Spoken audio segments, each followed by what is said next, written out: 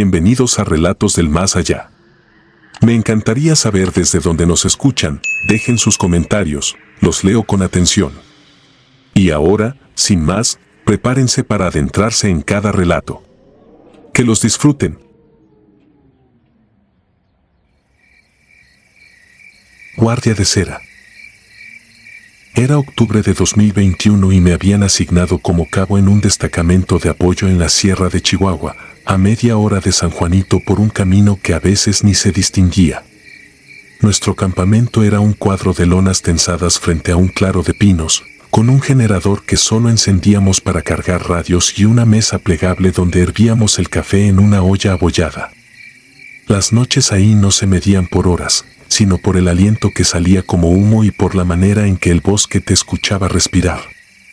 Me tocó guardia con Soto, un muchacho de Sinaloa de hombros anchos y pasos sin prisa. Esa noche, al repasar el equipo, descubrimos el peor de los vacíos: se había acabado el café. No era broma. Sin café las horas se enciman, las luces se vuelven sombras caprichosas y el sueño te estira desde los párpados. El sargento nos dio luz verde para bajar a una ranchería donde sabíamos que vendían de todo un poco. Caminen por el trazo viejo, eviten la brecha y regresen antes de medianoche, dijo. Cargamos las lámparas, el radio de mano, las chamarras y salimos con el frío pegándose a la ropa. El camino de terracería se abría como una costura entre los pinos. No había luna, solo estrellas desparramadas que parecían más cercanas que la siguiente curva. Las piedras crujían bajo las botas y, a ratos, se escuchaban las campanillas de una vaca a lo lejos, y luego nada. Los olores cambiaban por tramos: tierra húmeda, resina, humo que venía sabe Dios de dónde. Soto mascaba un chicle con la paciencia de un reloj. Íbamos hablando de nimiedades para no pensar en el silencio. El radio chisporroteó una vez y se quedó mudo. A los 15 minutos de caminata vimos algo que no encajaba. Al principio pensé que eran luciérnagas. Luego entendí, eran velas, muchas, a lo largo del trazo, clavadas en latas aplastadas. Pequeñas llamas quietas, como si el aire las respetara. No olían a nada, pero daban una luz amarilla que el bosque devolvía en sombras redondas. No había gente, ni rezos, ni un perro que ladrara. Solo las velas. Soto me miró, y yo asentí como si eso dijera algo. Avanzamos sin hablar, con las lámparas apuntando al suelo para no patear ninguna. Fue entonces que escuchamos el rechinido. Primero leve, luego más claro, como el que hace una carretilla oxidada. La lámpara dio con la escena a 3 metros. Una mujer con rebozo, menuda, jalaba una camilla improvisada. Tenía 2 ruedas disparejas de carretón, y sobre la tabla, cubierto por una cobija militar vieja, iba alguien horizontal. La mujer volteó apenas, la piel curtida, los ojos metidos, el rebozo oscuro.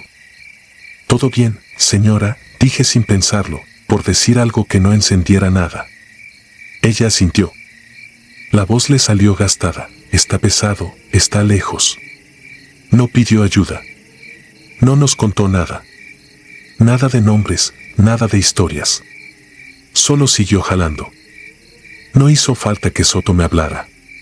Nos acercamos y metimos hombro. La madera estaba fría, y el peso, desde el primer segundo, se sintió como si el suelo tirara en sentido contrario. La camilla no era más que 2 tablones con alambres como asas. Jalábamos, empujábamos, y la cosa se resistía como si tuviera raíces.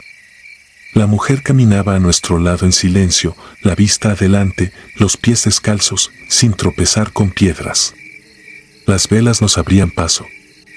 No había viento, y sin embargo las ramas se quejaban. El radio se encendió solo. Un susurro, chasquidos, un código que no reconocí, y mi apellido cortado en 2. Lo apagué con los dedos entumidos. Seguí empujando. Con cada metro, el peso aumentaba. La cobija no se movía. No había jadeos ni el temblor típico de alguien enfermo. Solo peso. Pasamos un tronco caído que yo juraba haber visto en sentido contrario al salir. Después vi la misma roca con líquenes donde me amarré una agujeta en la tarde. El camino empezó a parecer una cinta para caminar. Por mucho que avanzaras, los pinos repetían su posición como un patrón en papel tapiz. Soto dejó de mascar. No dijo nada, pero respiraba por la boca. A mí me dolían los antebrazos. Apreté los dientes y conté mis pasos para no contar miedos. La mujer se detuvo en seco donde el trazo se estrechaba entre dos pedruscos. «Permítanme», dijo sin mirarnos. «Vengo ahora». Caminó hacia los pinos y la oscuridad la tragó. Nos quedamos con la camilla en medio de un claro extraño, donde las velas habían desaparecido. El aire se volvió más frío, el tipo de frío que te pica por dentro. Esperamos 1 minuto. Luego 5. Luego lo que me parecieron 20. El reloj en mi muñeca marcaba 23:04 y seguía marcando 23:04 cuando volví a verlo. No soy curioso por gusto, lo aprendí a la mala. Pero hay silencios que empujan. Le dije a Soto que revisáramos si la persona bajo la cobija respiraba. No fue por morbo, fue por protocolo, por supervivencia, por convencerme de que aún éramos dos y no un par de sombras a punto de reventar. Quité con cuidado el alambre que hacía de seguro. La cobija pesaba como si estuviera empapada, pero estaba seca. Levantamos apenas lo necesario. Vi uniforme. Verde. Viejo. Sucio de tierra rojiza.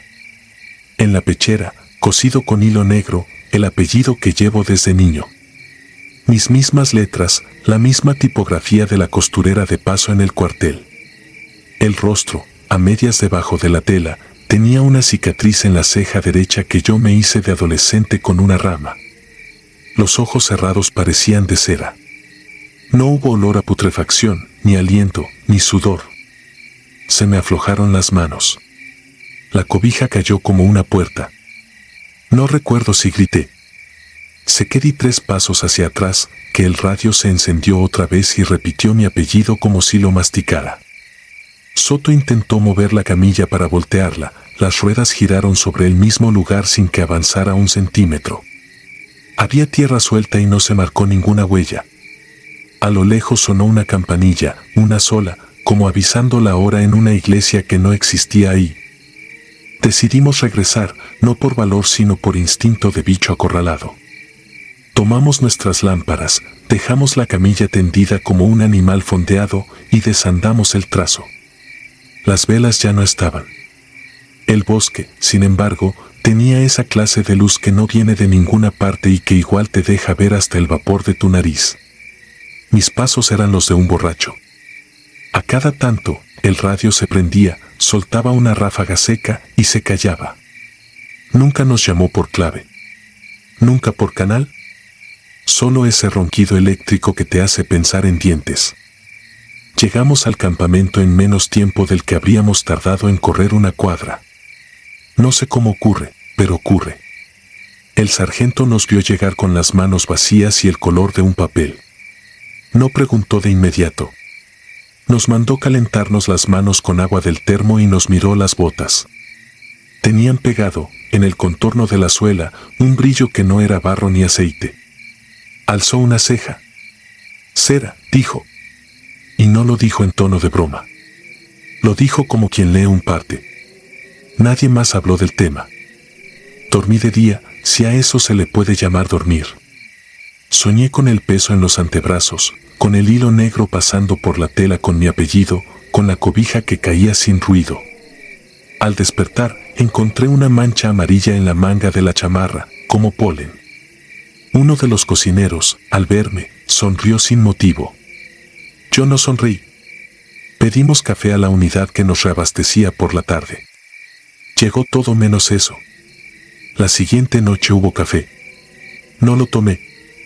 Durante las semanas que siguieron nadie volvió a ver velas en el trazo viejo, pero más de uno, al detenerse a orinar, escuchó a lo lejos un rechinido como de fierros mal aceitados.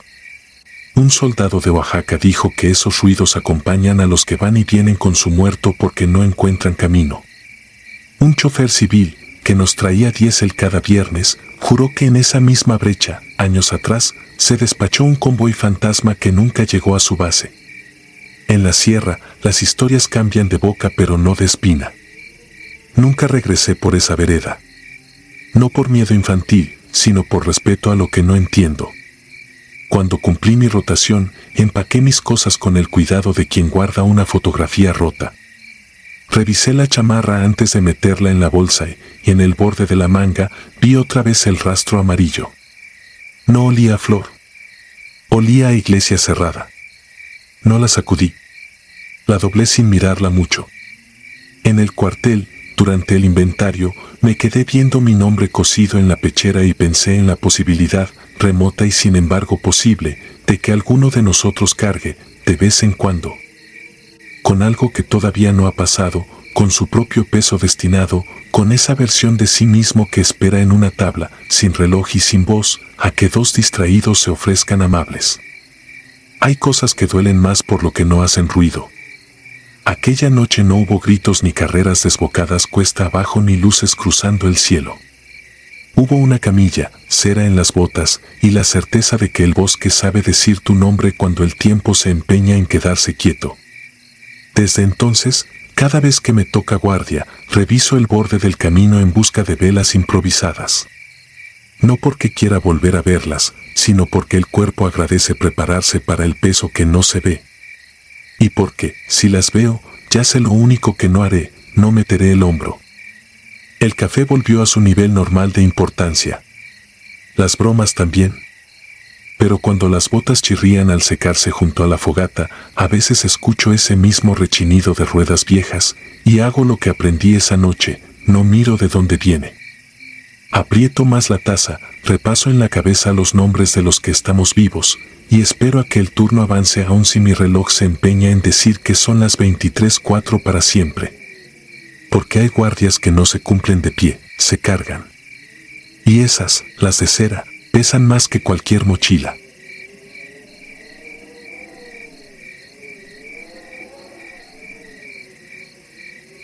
Fogón rojo. Me llamo Aranda y esto que voy a contar no lo leí en ningún lado ni lo escuché en la radio de campaña. Me pasó a mí, con los ojos abiertos, con el equipo a cuestas y el corazón pegado a la garganta. Han pasado años y todavía, cuando el viento trae resina quemada, me sudan las manos como aquella noche. Fue en 2007, en la serranía de Durango, entre cañadas donde el mapa topográfico se volvía deseo. Éramos 5 del batallón de infantería, un movimiento de reconocimiento discreto sobre veredas que, según inteligencia, usaban para bajar químicos y subir dinero. La orden era caminar sin luces, observar y marcar. Nada de heroísmos. Nada de contactos. El sargento primero Ortiz iba al frente. Detrás, el chino Navarro con el ojo de venado colgado al cuello, por costumbre más que por fe. Sosa cargaba el radio en silencio, con la antena envuelta en tela para que no tintineara. Fernández cerraba la columna. Yo iba en medio, con el fusil pegado al pecho y el altímetro marcando una altura absurda que subía y bajaba aún en terreno plano, como si el cerro respirara. La tarde cayó sin aviso y el bosque se achicó hasta ser un pasillo. Las sombras se encimaron sobre los troncos y el aire adoptó esa quietud que antecede a los temblores. Sosa intentó un chequeo breve y en los audífonos solo crujió un arrastre sordo, como lluvia sobre lámina lejana. Sin perros. Sin gallos. Sin una sola luciérnaga. En una hondonada, una luz roja parpadeó 2 veces, como si la montaña hubiera encendido un cigarro. Ortiz levantó la mano. Reptamos la última loma y asomamos el casco. Abajo, metido en un claro irregular, había un horno de piedra con la boca amplia y un cobertizo pobre hecho de palos y láminas viejas. No había huellas de llantas ni marcas de bestias. La luz que se filtraba desde adentro no era el amarillo común del fuego sino un rojo profundo, espeso, de herrería. Algo hervía. La cabeza se te va a lo evidente, una cocina rústica, campesinos, alguien haciendo mezcal. Pero la sierra no perdona ingenuidades. Ortiz ordenó círculo de observación. El olor nos alcanzó primero, dulce, ferroso, mezclado con hierbas de monte y humo viejo. Yo he olido de todo en ejercicios y en servicio, y ese perfume no correspondía a ninguna carne que merezca mercado. Nos aproximamos en silencio, por el costado donde la sombra del horno estiraba una lengua negra. El chino se adelantó para mirar por una rendija. Cuando volvió, tenía los ojos húmedos y los labios blancos.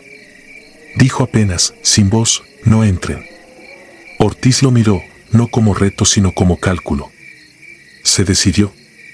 Señaló entrada rápida, armas al pecho, grito de alto si había ocupantes. La puerta no era puerta, un tablón cruzado por un bejuco. Bastó empujarlo con la culata para que se diera. Lo que había adentro me clavó en el suelo más que cualquier orden.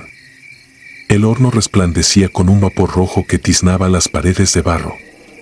Sobre una parrilla baja, un caldero negro sudaba burbujas lentas, y cada estallido dejaba en el aire un brillo aceitoso que se pegaba a la piel.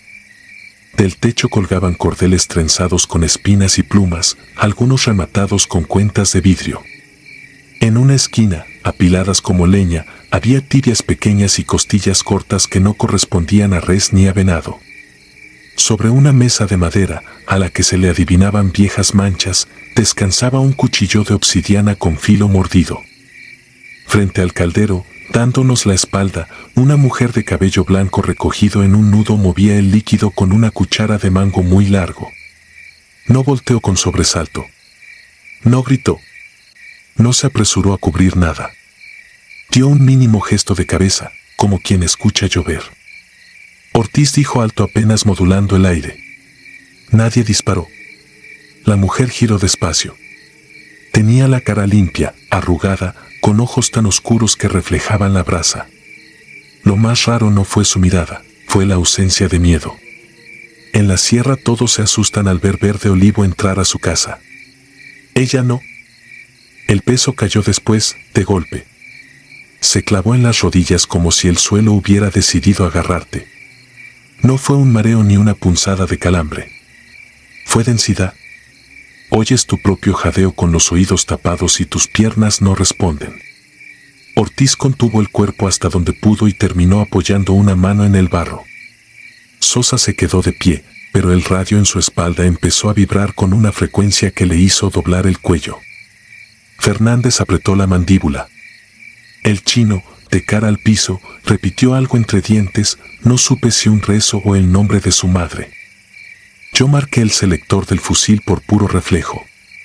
No quería disparar. Quería tener la opción. Apunté al piso para no equivocarme. El gatillo tenía grasa, lo sé. Aún así, el seguro rebelde pareció otro. El arma pesó lo doble que en la mañana. El aire mismo pesó.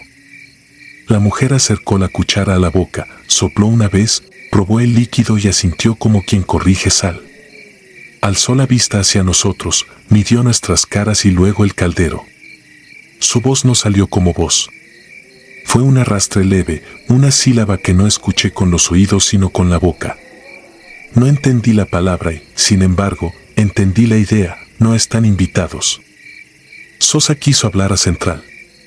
Pulsó el PTT y la estática se convirtió en un murmullo de nombres que nadie había mencionado. Los nuestros, torpes y completos, como si un niño los estuviera leyendo desde un papel arrugado. Juan Aranda. Ortiz. Sosa. Navarro. Fernández. Uno por uno, con pausas que no parecían humanas. El radio calentó de inmediato, el plástico oloroso a quemado. Sosa se lo quitó con un gesto desesperado y lo dejó sobre el suelo. El murmullo siguió unos segundos más, sin batería. El chino se enderezó apenas y clavó los ojos en una esquina. Allí, entre el barro y la ceniza, había un puñado de objetos pequeños, enredados en hilo rojo, un diente de leche, una medalla recortada, un pedazo de plástico con la carcasa de una caricatura. Un tramo de trenza que no pasaba de 2 dedos. El estómago se me volvió piedra. Lo que hervía no era mezcal. No hay forma elegante de decir miedo. Es una fuerza que te animaliza, que borra insignias y políticas y te deja hecho cuerpo que quiere vivir. Ortiz intentó un nos retiramos que quedó en su garganta. La mujer nos miró, no con odio. Con algo peor, con la paciencia de quien está ocupada y no quiere interrupciones. Pasó la cuchara otra vez, la golpeó 2 veces contra el borde del perol y elevó el brazo libre, con el codo doblado como si espantara moscas invisibles. El peso se duplicó y las plantas de los pies se me adormecieron. Sentí la punta de cada piedra bajo la bota. Me vi de rodillas aunque no recordaba haber caído. La boca se me llenó de saliva metalizada. Entonces escuché el primer llanto. No venía de la mujer ni de ninguno de nosotros. Era un llanto de niño recién molido por el sueño, un quejido que no alcanza palabra. Provenía del caldero. O eso creyó cada parte de mí que no sabe mentir. Ortiz encontró en algún rincón de su fuerza el movimiento necesario para dar la orden con la mano, 2 dedos doblados hacia atrás. Retirada. El gesto más simple del mundo. Empezamos a retroceder sin darle la espalda a nada, con un paso cada vez que el peso aflojaba 1 milímetro, con la boca cerrada y la respiración cortada en pedazos. Sosa dejó el radio en el suelo y no miró atrás. El chino caminó como quien se arranca algo del pecho. Fernández salió último, arrastrando una rodilla que se negaba a ser suya. Cuando cruzamos el umbral, la noche nos recibió con aire frío como agua de pozo. El peso siguió pegado un trecho hasta que la luz roja se quedó atrás.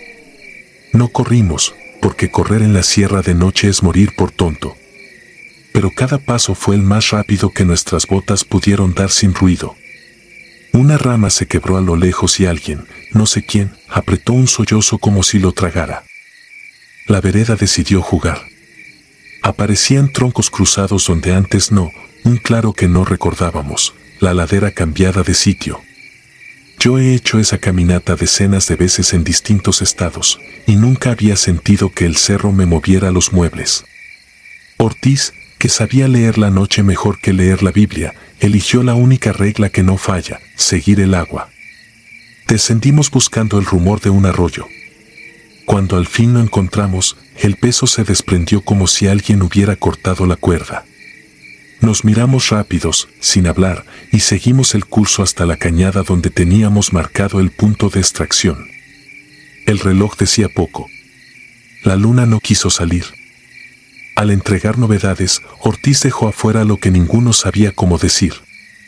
Horno activo, sin presencia de armados, indicios biológicos no identificados, retirada estratégica. Nos pidieron coordenadas. Sosa intentó darlas y la voz se le fue. El capitán de la compañía preguntó si había contacto con civiles. Nadie respondió. Nos dijeron que fuéramos a comer y a dormir, que al amanecer se haría nueva revisión con personal más amplio. No hubo revisión. Nadie preguntó más. 2 días después nos movieron de zona. El chino renunció meses más tarde. Dijo que su abuela le había recomendado no volver a subir. Ortiz siguió en servicio, pero evitó el rojo de las brasas como si le picara. Sosa guardó silencio siempre. Fernández se quedó flaco y serio. Yo, cuando camino de noche con mis hijos dormidos en la casa y el barrio olfatea leña húmeda, cierro todas las grietas por donde pueda entrar el olor. Tiempo después, por chamba, me tocó acompañar a un policía rural a buscar una familia que no volvía de sus parcelas.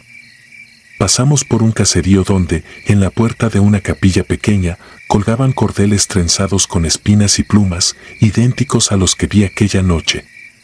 Le pregunté qué significaban. El hombre dijo que eran ataduras para que el mal no entrara, que así lo hacían los viejos. No dije nada. Preferí pensar que alguien, en algún sitio de la sierra, también intenta atar lo que no se deja. He vuelto al mapa muchas veces, con la memoria como brújula. No consigo ubicar el claro del horno. El contorno era el de esa cañada, la altura, los árboles, pero al medir distancia, siempre me faltan o me sobran metros, como si me hubieran movido la sierra. En mis noches malas, el altímetro vuelve a subir y bajar en mi muñeca y el radio, desconectado, arrastra nombres de gente que quiero. Me quedo quieto hasta que el aire recupera su peso normal. No sé cómo llamar a la mujer del fogón. No necesito un nombre. Solo sé que está ocupada y que no le gustan las interrupciones. Y sé también que, a veces, el monte cocina lo suyo y a los hombres nos conviene pasar de largo, aunque llevemos uniforme, fusil y órdenes firmadas. Hay verdades que no caben en parte de novedades. Se quedan en el humo, pegadas a la piel, como el olor dulce y feroz de aquel caldo que todavía sueño.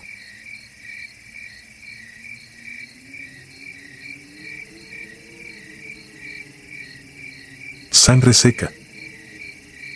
No busco fama ni consuelo al contarlo. Quiero dejar esto en algún lado donde no se pierda, porque si alguien decide hurgar en sitios que la gente del monte evita, que vaya con algo más que valentía. Hay puertas que no son de madera ni de hierro, puertas que se abren con un murmullo y ya no vuelven a cerrarse. Lo aprendí en 2019, en la Sierra de Durango, durante una operación que supuestamente iba a ser de rutina. Nos soltaron al atardecer a un costado de una cañada que en los mapas venía en blanco. El lugar más cercano, si se le puede decir así, era un caserío llamado La Hondonada. El helicóptero se fue desvaneciendo hacia el horizonte y el monte nos tragó despacio. Éramos 10 elementos, yo llevaba 9 años en activo y creía haber visto suficiente. Íbamos por un supuesto laboratorio clandestino, según inteligencia. Hojas húmedas, un aire que olía a metal y ese silencio grueso que en la sierra se siente cuando los pájaros se van antes de que tú llegues. A la entrada de La Hondonada, si es que aquella hilera de cuartos de madera con techos de lámina merecía un nombre, nadie salió. Puertas con listones blancos en cruz, ollas volteadas, gallinas escondidas debajo de las camas, la tierra barrida hacia afuera como si quisieran sacar algo que ya estaba pegado al suelo. Una mujer nos miró desde adentro y alzó la mano, no para saludarnos, sino para santiguarnos sin prisa. Nadie habló. El teniente Rubalcaba marcó el rumbo con la brújula y nos internamos por brechas que eran apenas cicatrices en el monte. Esa primera noche levantamos un campamento corto, triángulo de vigilancia y fogón apenas tibio. A las 2 de la mañana me tocó guardia. El reloj parecía no avanzar. La niebla se metía por las costuras del uniforme y por el filtro de la lámpara. Yo conocía el monte hablando, el murmullo de insectos, el rodar de piedritas, el graznido ocasional. Aquella noche, el monte respiraba hondo y nada más. Cuando el chillido llegó, pensé que estaba soñando. No era humano, pero tampoco animal conocido. Un quejido cortado que apretó los dientes de todos al mismo tiempo. Lo encontramos a 15 metros del perímetro, al pie de un encino viejo. Era un chivo de los locales, o lo que quedaba. No había charco, no había rastro, solo la piel pegada a los huesos como una camisa mojada y un agujero redondo en el cuello, limpio como si un herrero lo hubiera hecho con un sacabocados. El cabo Zúñiga se inclinó, abrió la boca, volvió a cerrarla y se limpió la comisura con el dorso de la mano. Nadie dijo esa palabra que todos pensaron. El teniente ordenó asegurar perímetro, su voz se escuchó entera, pero en los ojos traía un filo que no le había visto antes. Al amanecer, el olor a fierro seguía ahí, agazapado. Subimos por una vereda que se abría como herida entre rocas negras. Había huellas de botas ajenas al monte, frescas de días, y otras marcas que no quise entender, como dedos largos duplicados a ambos lados, demasiado separados para ser de perro. A media ladera, dimos con un jacal abandonado. Dentro había 3 cuerpos, 2 hombres y una mujer, con ropa de trabajo y manos duras. Tenían la piel pegada a las costillas, los ojos abiertos, los labios reventados por la sequedad. No había sangre, ni moscas, ni olor a descomposición. Solo ese perfume invisible a moneda vieja, a cuchillo recién lavado.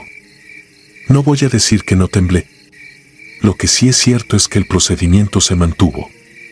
Aseguramos la zona, revisamos mochilas y cajones, nada útil. En el suelo, bajo la mesa, había un mapa hecho a mano con carbón, una mancha gris con un círculo más oscuro, pozo del ánima. No era una broma local, o eso quise creer. Las líneas indicaban un descenso hacia la cañada. El teniente marcó el punto y seguimos. En la caminata, cada tanto me parecía escuchar voces adelante, como plática baja, como cuando un radio se filtra.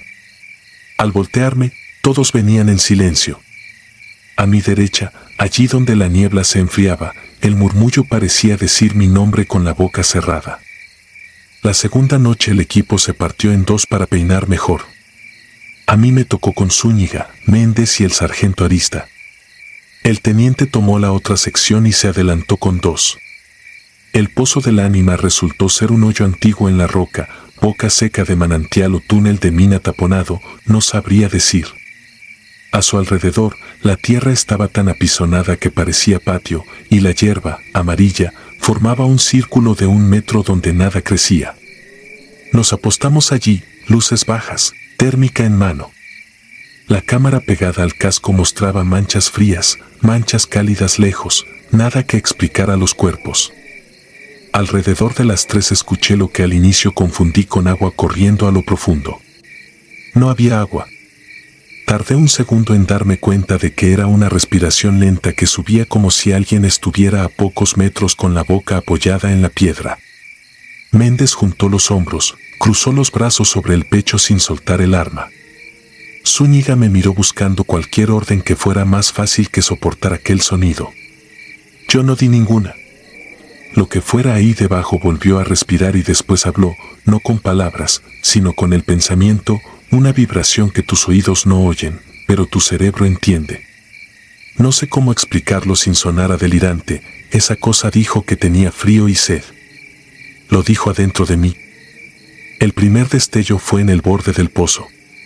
Apenas un brillo de ojos y un dorso espinado que se contrajo como un pez fuera del agua.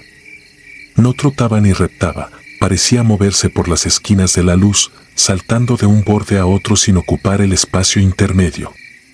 Tiramos en ráfaga. Las rocas devolvieron chispas, la tierra saltó, el eco nos golpeó el pecho. En la térmica, aquello era sombra, como si devorara el calor alrededor. Retrocedió y zanjó distancia con una agilidad vieja, casi insecto, casi humano. Cuando se refugió en lo negro, el monte volvió a respirar. El teniente llegó por radio, sin aire, pidiendo posición. Lo escuché raro, con ese grano que agarra la voz cuando se está llorando sin querer. Dijo que habían encontrado otra choza, que algo los rodeó, que el soldado Linares se tambaleó y que por 1 minuto nadie supo dónde estaba. 1 minuto. Después Linares apareció al borde del camino con la mirada clavada en la nada, los labios blancos, una marca redonda en el cuello del tamaño de una moneda chica, sin sangre alrededor. El teniente ordenó reagrupar en el pozo. Nunca pedía reagruparse. Esa palabra traía el miedo en los bolsillos. Nos juntamos los 8 que quedábamos operativos. Nadie quiso decirlo, pero todos hicimos la cuenta. Los 2 faltantes eran el teniente y Linares, que a los pocos pasos se nos desplomó otra vez, helado como la piedra. Cuando por fin Rubalcaba llegó, venía sin casco, con la lámpara apagada, los ojos rojos por capilares reventados. Dijo que lo había oído desde el fondo, que ahí adentro había agua vieja, que si bajábamos nos ahorraríamos más muertos. Esa no era la voz del teniente.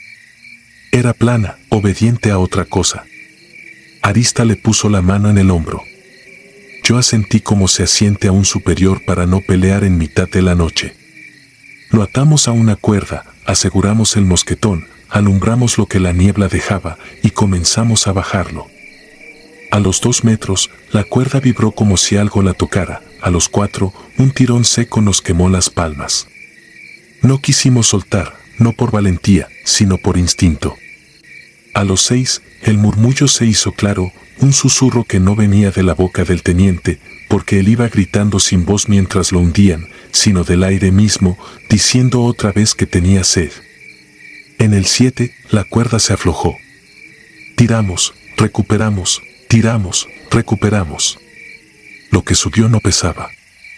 El arnés venía vacío, el mosquetón entero, la cuerda entera, el nudo entero. Como si alguien lo hubiera desechado con paciencia allá abajo y nos lo hubiera devuelto por cortesía. No sé quién disparó primero.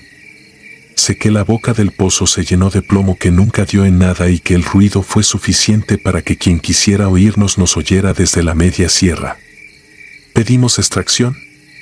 La señal entró a pedazos, pero suficiente para coordinar un claro cercano. Levantamos a Linares entre dos. Su piel ardía de frío. La marca del cuello se hizo más oscura con el camino, como si la sangre hubiera entendido a dónde ir. Cuando el helicóptero nos tragó, el viento de los rotores no se llevó el olor a metal. Lo trajimos en las ropas, en el cabello, en los dientes. En la base, escribimos versiones, limpiamos equipo, entregamos informes que parecían de otra gente. A Linares lo subieron a una ambulancia sin sirena. Nunca supe si despertó. Nadie me pidió volver a esa sierra. Nadie dijo que el laboratorio no existía. Nadie buscó el pozo del ánima en los mapas. Han pasado años y todavía a veces, a las 2 de la mañana, me despierta un murmullo que no es mío. No se escucha con los oídos. Me pide agua. Cuando me levanto y voy al fregadero, la primera llave siempre da un chorro delgado que huele a moneda. Yo cierro y abro la otra, con la esperanza de que el agua venga de un lugar distinto.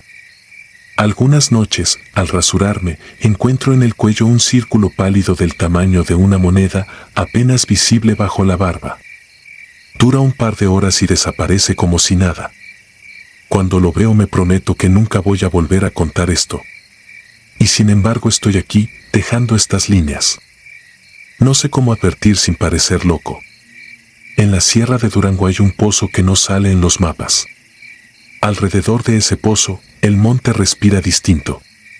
Si alguna vez llegan allí, no recen en voz alta, no disparen a la oscuridad, no bajen cuerdas. Hay puertas que se abren con un murmullo, y lo que hay del otro lado no respeta jerarquías, ni reglamentos, ni medallas. Te pide agua con la paciencia de la piedra, te seca con la delicadeza de un oficio antiguo, y si tienes suerte te deja ir para que cuentes lo que nadie quiere oír. Yo era militar y creía en los mapas. Ahora miro el grifo antes de dormir y me pregunto si lo que se fue por la cuerda algún día va a encontrar la mía. Y si cuando tenga sed otra vez, sabrá llamar por mi nombre sin necesidad de abrir la boca.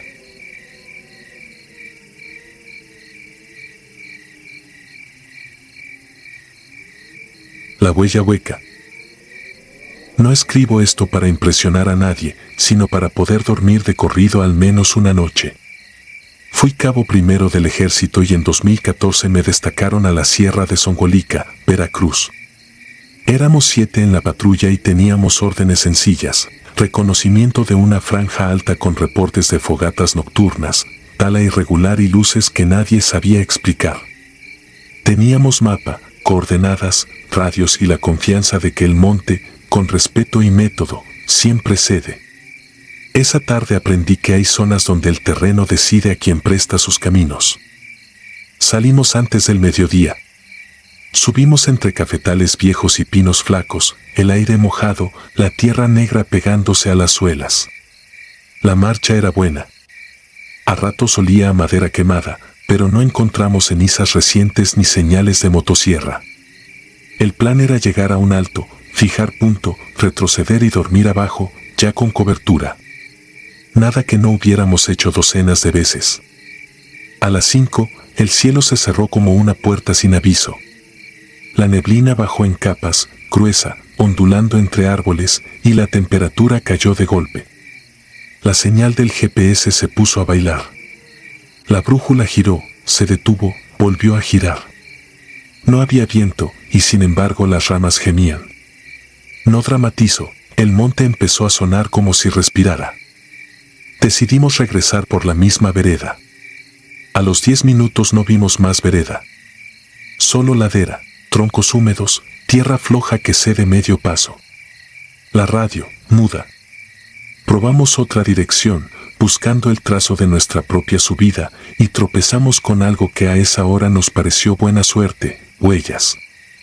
Pequeñas, desnudas, muchas, en diferentes direcciones, como de niños corriendo. El barro las marcaba limpias, los dedos tensos, el arco hundido. Eran recientes, pero no había voces, ni risas, ni casa cerca. Nadie camina descalzo así, con frío y niebla, tan alto. No seguimos esas huellas. Nadie lo propuso. Nos movimos en paralelo, cuidando orientación por el ruido del agua. Si oyes agua, te arrimas, el río te saca. Esa regla me la enseñaron viejo y joven. Caminamos con lámparas bajas, el haz corto, suficiente para ver a un compañero y el siguiente tronco. De cuando en cuando, un silbido corto, 3 notas sin melodía, rasgaba la niebla. Venía de lejos, luego de cerca, luego detrás, luego otra vez de lejos. Alguien dijo zorro, en voz apenas respirada. Nadie respondió. Dimos con una escuela abandonada, un cuarto de bloc con techo de lámina, una puerta sin chapa y un pizarrón verde comido de humedad. En las paredes, nombres de generaciones que no regresaron. Íbamos empapados y temblando. No había mejor refugio. Cerramos con un cable, apagamos las lámparas, dejamos solo una roja dentro del casco colgando a media altura. Afuera, el silbido volvió, la misma secuencia de 3 notas, con ese truco del monte que te miente la distancia. Alguien masculló un rezo y otro apretó el fusil como si fuera una criatura a la que calmar. Me ofrecí a revisar el perímetro con otro. Abrimos la puerta y el aire nos lamió la cara con olor a copal frío. La ladera de frente parecía un telón. Dimos 4 pasos. En el piso había otras huellas, estas de adulto, mal formadas, como si el pie tuviera el empeine hundido hacia adentro. No dejamos de vernos los pies ni un segundo. No te quieres resbalar cuando el mundo ya se siente ladeado. Regresamos a la escuela. Dentro, el reloj digital de un compañero marcaba 2:17. Eran las 7 y pico. Sacudió la muñeca, lo reinició, lo dejó en el piso y volvió a marcar 2:17, fijo, como grabado. La lámina se estremeció en el techo, suave, sin viento. Ganamos silencio a fuerza de respirar al mismo tiempo. Entonces escuché el primer paso sobre la lámina. No fue animal, pesó, midió, eligió. Un paso. Pausa. Otro.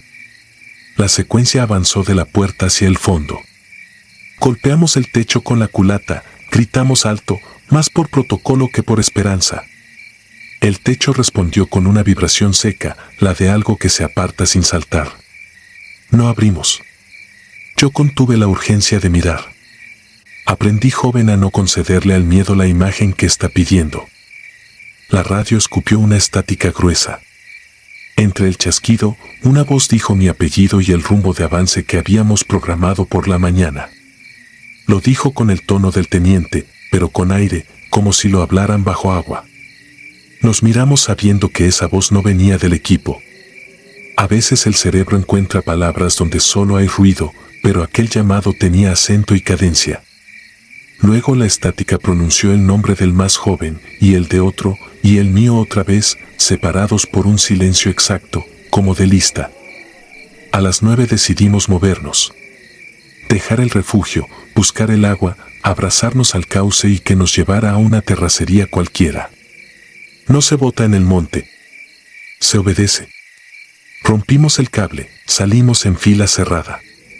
Los árboles parecían juntarse y separarse en una respiración que ya nos acompañaba desde horas atrás. El silbido, otra vez. Esta vez más arriba, luego detrás de mi oreja, tibio, como si alguien lo soplara con cuidado para no escupirme. Me quité el casco, revisé, nada. Me lo puse rápido para no sentir la nuca desnuda. Encontramos agua, sí, pero no como debía. Un arroyo raso, ancho, de piedra plana, que corría sin ruido. Ni un cascajo arrastrado. Pasamos de a uno con cuidado. En el centro, bajo mi bota, vi otra huella, invertida, como si el barro se hubiera chupado hacia arriba dejando el molde hueco. No era mía. Era de bota militar, la misma suela, el mismo número de tacos. El vacío se ajustaba exacto a mi pie. Di el paso. El vacío crujió como membrana y me soltó. Avancé rápido, sin mirar al agua. De al otro lado, el compañero que venía atrás quedó rígido, como mirando más allá de la niebla. Le jalé por el chaleco. No se movió. Le hablé al oído. Nada. Lo empujé y reaccionó como quien regresa de muy lejos. Me dijo sin voz, no escuches si te habla. Asenté como si hubiera entendido, pero no entendí. Decidimos no pronunciar un solo nombre en voz alta hasta estar fuera. La subida siguiente fue una pared. El monte la armó de raíces y piedras para ponernos a prueba. Subimos a uñas, suelos de hojas resbalosa, el músculo de la pierna ardiendo. En el repecho, alguien resbaló. No rodó. Se detuvo en seco, suspendido un segundo sin caída, y lo regresó el peso de su mochila contra mi pecho. Esa pausa sin gravedad nos heló. En la correa de su mochila, al nivel de la hombrera, vi una marca quemada, como si un lazo la hubiera apretado al rojo. Metí el dedo. Estaba helada. Caminamos hasta perder noción. La neblina adelgazó lo justo para ver sombras, para creer que el camino abría. En el suelo, de nuevo, huellas descalzas, esta vez alrededor de las nuestras. Chicas, parejas, como si alguien nos pegara un círculo y en el centro estuviéramos parados nosotros. No hubo risas ni carreras, solo el dibujo. Lo pisamos por fuerza. No se deshacía. El barro no cedía donde pisaban esas huellas. Metí la punta de la bayoneta y la sentí dura, como madera vieja. No hubo voces, ni apariciones grandilocuentes, ni ojos rojos furiosos como linternas. Hubo una certeza obstinada, el monte sabía nuestros nombres y de qué lado de la costilla nos latía más el miedo. Cada tanto, a la izquierda, a la derecha, abajo, arriba, los tres silbidos. Un olor a vela recién apagada sin velas. Un reloj que se negaba a moverse. El peso sobre el techo que no volvió a caminar. A las primeras luces, si se les puede llamar luces a esas sombras menos negras, el GPS volvió a reconocer galaxias, la brújula se dignó a señalar norte, los pájaros tomaron posesión del aire con sus sonidos normales. Vimos una terracería a lo lejos como se ve el mar desde una duna. No corrimos. Nadie quería quitarle la vista a ese camino por miedo a que decidiera no ser camino. Llegamos. Una camioneta de redilas subía cargada con costales. El conductor no preguntó más de la cuenta. Nos llevó hasta donde la radio volvió al mundo civil. No contamos nada en el parte. No sabes lo que te cuesta que te crean sin dejarte de creer en otras cosas. Marcamos desorientación por niebla, reporte nulo de fogatas, sin novedad en la zona. Volvimos a limpiar botas, a engrasar, a doblar en 3 exactos la cobija. El más joven no pudo dormir 2 noches. Yo tampoco. 2 semanas después, el teniente que llevaba la patrulla fue hallado boca arriba en una pila de agua de un corral, 30 centímetros de lámina fría. No bebió, no tropezó, no luchó. Se acostó en el agua como quien se entrega a las manos de alguien que le promete silencio. Eso dijeron.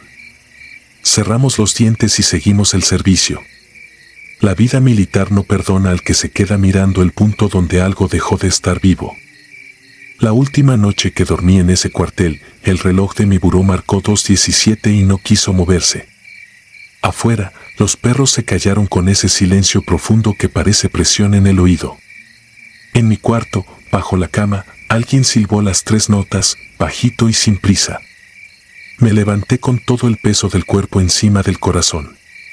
En el piso, al lado de mi bota izquierda, vi la marca ovalada de un pie desnudo, pequeño, bien dibujados los dedos, el barro todavía fresco, pero no había barro en ninguna parte más. No puedo asegurar que fue aquello. La palabra que muchos usan es nahual, otros dirían brujería, otros más hablarían de almas sin misa, de procesiones que no tocan el suelo.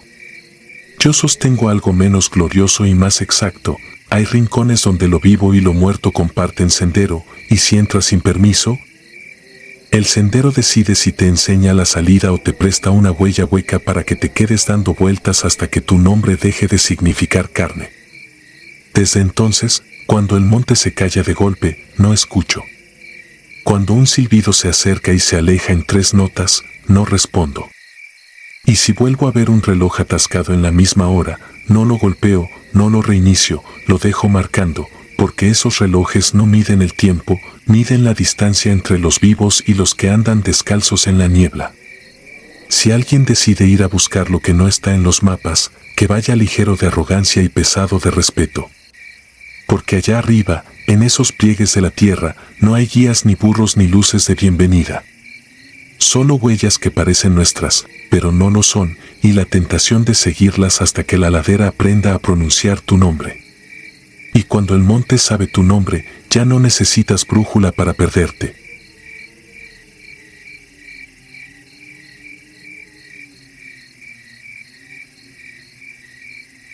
La arena muerde. No escribiría esto si no siguiera despertando con la boca llena de polvo. Sirvo desde hace años y he visto lo suficiente como para callar, pero aquello no se parece a nada que enseñen en instrucción. Ocurrió en 2017, al sur de Ciudad Juárez, en las dunas de Samalayuca.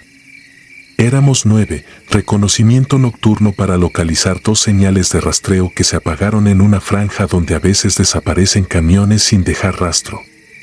El plan era simple: subir a una dorsal de arena, establecer un punto de observación, esperar actividad y marcar coordenadas para una intercepción posterior. El calor no aflojaba ni a medianoche, el aire sabía a yeso y metal, y la estática mordía las antenas como dientes invisibles. No diré nombres.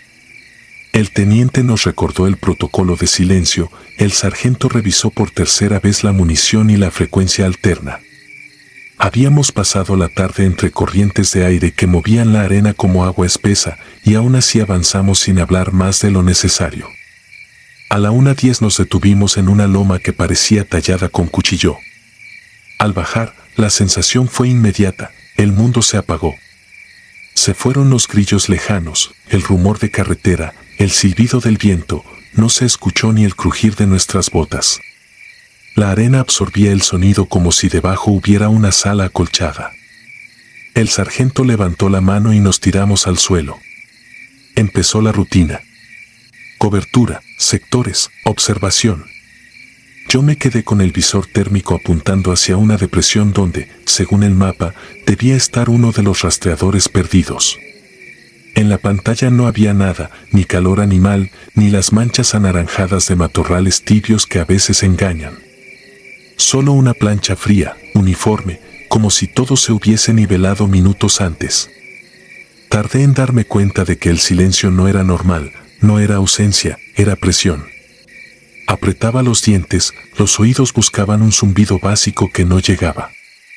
Sentí punzadas en las encías, como cuando desciendes de golpe en un avión mal presurizado.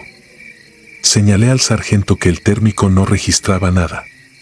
Él me miró sin acercarse. Sabía que en ciertos lugares el desierto te hace eso, te convence de que te has quedado solo.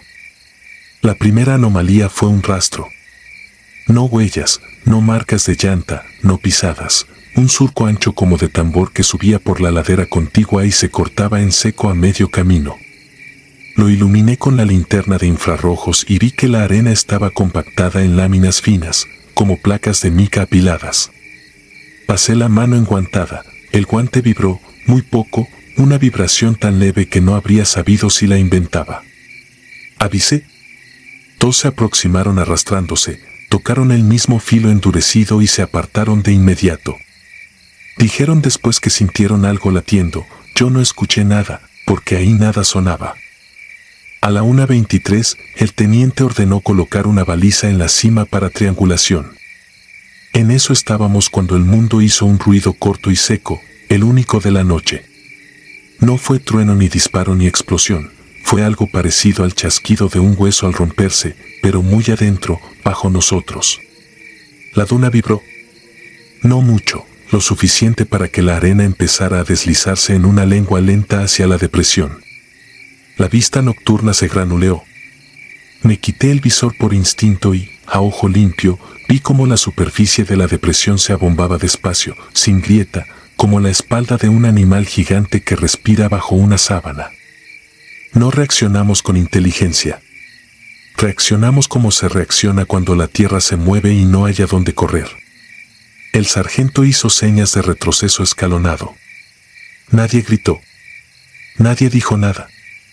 Yo avancé 2 pasos hacia atrás y la bota se me hundió hasta el tobillo en arena que un segundo antes estaba firme. La saqué con un tirón y me quedó la sensación de que algo me había rozado el empeine por debajo, una caricia áspera que dejó frío en la piel a pesar del calor.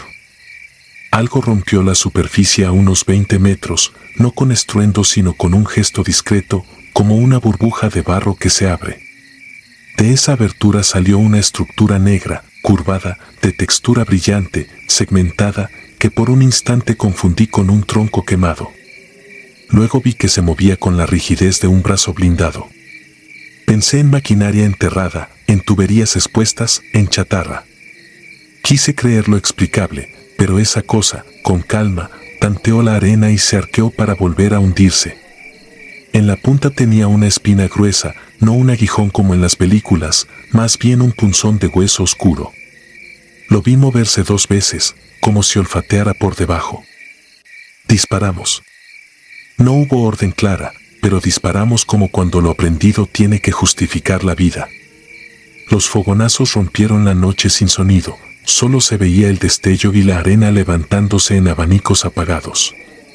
Las trazadoras rebotaban en la superficie negra con chispas mínimas, como si golpeáramos piedra húmeda. La espina se clavó con una velocidad absurda, no hacia nosotros, sino a un lado, donde uno de los nuestros cubría un flanco. La arena saltó y lo perdimos por un momento. Lo encontramos enseguida, convulsionando, espuma blanca en la boca, la pierna embutida hasta el muslo en esa mezcla que ya no parecía arena. Le sujetamos el arnés entre dos, tiramos, y su bota salió sola, vacía, con la suela rebanada como queso. La espina siguió moviéndose como antena. Detuvimos el arrastre, formamos arco, seleccionamos fuego concentrado y apuntamos a la unión de los segmentos. La superficie se abrió como una bisagra, dejando ver debajo un tejido más claro, húmedo. Ahí sí respondió. La cosa tembló, retiró la punta y desapareció 2 metros para reaparecer otros 3 más allá, como una sombra que se desplaza debajo de la sábana. No era una sola pieza. Eran varias. Una cadena o un cuerpo larguísimo que emergía por secciones, como si respirara por respiraderos. El teniente autorizó granadas de mano con retardo mínimo. Arrojamos 3. Las detonaciones sí hicieron ruido, o tal vez lo invento. La arena se alzó en hongos cortos y cayó de inmediato, como lluvia pesada. El silencio se hizo más duro, casi sólido. Noté que me sangraba la nariz y el sabor a hierro me devolvió un poco la realidad. 3 compañeros intentaban estabilizar al herido, su piel había tomado un tono gris verdoso, venas marcadas en patrones extraños, no como se ve con veneno de víbora, sino como si el color viniera desde dentro, desde la médula. Le administramos lo que teníamos, inmovilizamos, marcamos extracción. Nadie nos contestó. La radio era un ladrillo muerto. La baliza no encendió. Los relojes seguían, pero el tiempo se volvió gomoso. La cosa probó de nuevo, más cerca. Asomó una placa del tamaño de una tapa de registro y sentí vibrar el suelo con un zumbido grave que solo se detectaba con los huesos.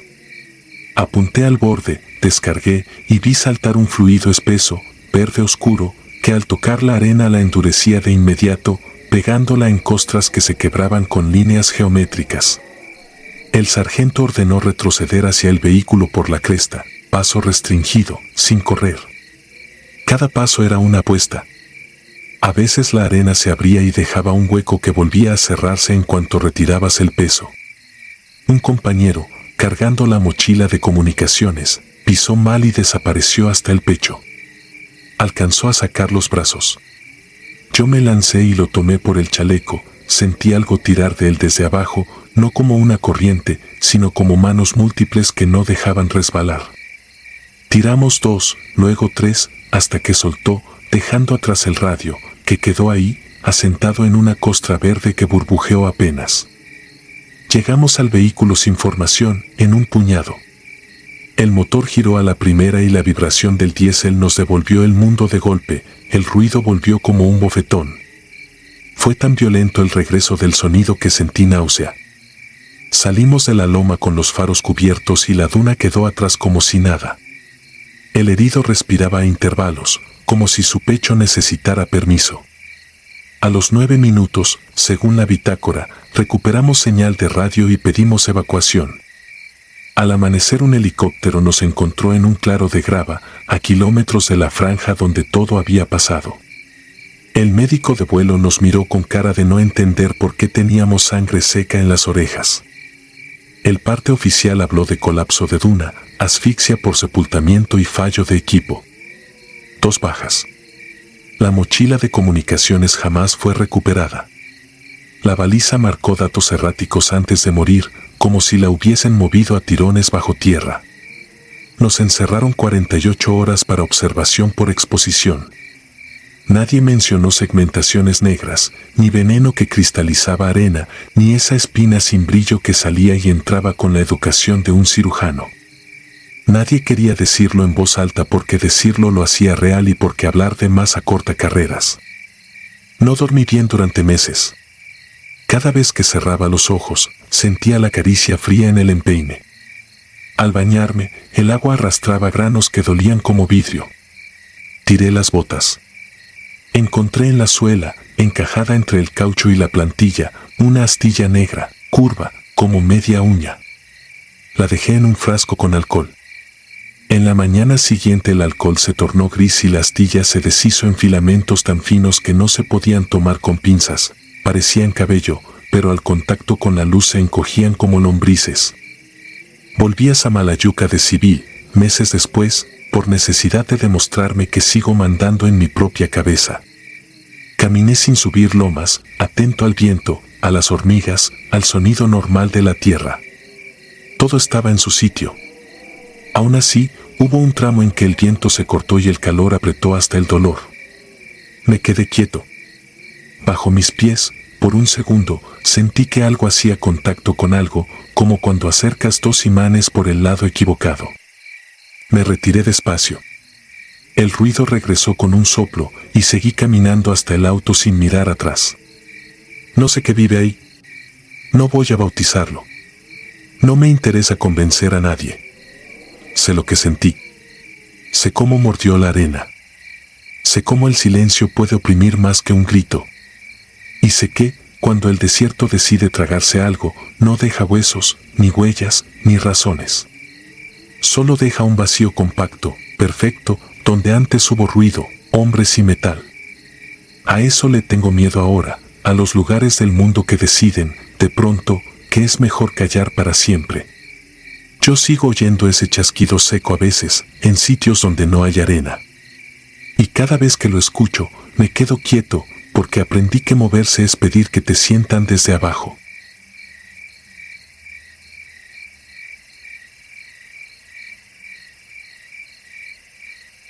Pasillo sin sombra. Abril de 2013. Tenía 38 años y el grado de sargento primero en un batallón de policía militar destacado en Ciudad Juárez. A esa hora, uno aprende a dormir con las botas cerca y el uniforme doblado como si fuera parte del colchón. El teléfono vibró a la 1:47. La voz del teniente Nájera no traía sueño. Expedita, sin adornos, operación carbón, bodega fachada de carpintería en la fronteriza alta, posible túnel, trata y resguardo de artefactos artesanales. Formar en 30 minutos en el 35B. La noche estaba reseca y levantaba ese polvo fino que se mete hasta en la saliva. El viento había apagado a los perros del vecindario, no había ni un ladrido. Eso siempre me ha pesado más que los balazos, el silencio impuesto, como si la ciudad aguantara la respiración cuando vamos saliendo.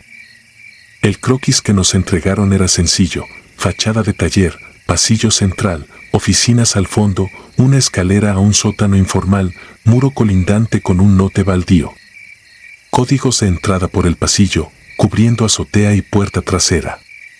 Asalto a las 4:03, a contrarreloj para evitar trasiego de personas. No hubo discurso. Revisamos equipo, nos santiguamos algunos en silencio y subimos a los vehículos. En la colonia, la calle parecía más angosta que en el mapa. La fachada del taller tenía un letrero a medio caer con letras borradas. Los foquitos de Navidad colgaban en una esquina, apagados, aún así daban sombra. El cabo Robledo colocó la carga hueca en la cerradura. Controlé la respiración para medir el ritmo de los demás. El estallido fue seco. Entramos con linternas y armas adelantadas. En el pasillo la luz no rebotaba como debía, tragaba los conos, los tragaba, y uno aprende a no fijarse en esas cosas, pero mi nuca ya sudaba frío. A la derecha, 2 hombres petrificados con delantales de plástico azul. Las manos levantadas, ojos perdidos. Se rindieron sin chistar. Al fondo, la escalera. Bajamos de a 2. Olía a óxido húmedo, como a agua vieja con monedas. Pisé algo que crujió como cabello seco. Las linternas hicieron aparecer paredes pintadas con figuras que parecían sombras humanas delineadas con tiza, una pegada a otra, manos estiradas a distinta altura. Clavos largos atravesaban el contorno de las manos y los pies, hundidos en el cemento, cabezas enrojecidas por óxido y otra cosa que no quise adivinar. A un lado, frascos con líquido ámbar, adentro, nudos de hilos, collares de dientes de leche, mechones de pelo. El corazón se me aceleró, pero la voz sale sola cuando toca, alto, quietos, al suelo. No hubo disparos. Había 5 personas más, arrodilladas frente a un círculo de velas negras derretidas sobre platos de metal. Llevaban caretas de soldador, debajo, pañoletas húmedas. Uno a uno fueron al piso. El último era flaco, con una máscara hecha de capas de cera y tela, los ojos apenas perforados. En su mano, una copa de barro con algo oscuro que olía a hierro. No habló. Solo inclinó la cabeza como si estuviera escuchando a alguien en la pared. Le sujeté las muñecas, sentí bajo la piel un temblor finito, constante, como un hilo vibrando. Afuera, ya con todos reducidos, el reloj del tablero marcaba las 4:12. Nájera ordenó traslado inmediato y resguardo del inmueble. La cadena de custodia se volvió un ritual mecánico, folios, fotografías, etiquetas. Pero las cámaras de los peritos, 3 distintas, generaban imágenes veladas justo cuando encuadraban los clavos hincados en las siluetas del muro. El flash no alcanzaba. Cambiaron baterías, incluso trajeron otro equipo. Las fotos de cualquier cosa salían nítidas, bancos, herramientas, el tubo para doblar madera. A las siluetas, no. Quedaban como manchas de humo. El líder enmascarado sufrió un paro respiratorio en el trayecto a la enfermería de la zona militar, lo supe por radio. El resto llegó entero a la agencia. A media mañana, la bodega estaba llena de funcionarios, todos sosteniendo papeles como escudos. Nos tocó quedarnos a custodiar mientras sellaban el sótano. 1 hora y media parado frente al muro de sombras clavadas. Tenía el casco pesado y la boca con sabor a tornillo. Fue ahí que empecé a oír, muy lejos, un golpeteo rítmico.